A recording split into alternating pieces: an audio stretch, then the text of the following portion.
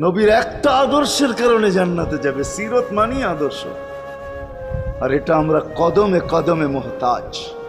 কেননা এই ছোট জীবনটা যদি গ্রহণযোগ্যতা পর্যন্ত পৌঁছাইতে হয় আল্লাহর কাছে, চাই নারী হই, চাই যুবক হই, চাই বৃদ্ধ হই, যেই মানুষই হই না কেন, যেখানেরই হই না কেন, যেই বাসারই হই না কেন, যেই বর্ণেরই হই না কেন, যেই পেশারই হই না কেন, যেই সোসাইটিরই হই না কেন, এই জীবনটাকে যদি গ্রহণযোগ্যতা পর্যন্ত পৌঁছাইতে হয় কার কাছে? দুনিয়াওয়ালাদের কাছে না, মালিকের কাছে, যিনি এক ফোঁটা পানির থেকে অস্তিত্ব দিছেন, যার কাছে আবার আমাদেরকে ফিরা যেতে হবে।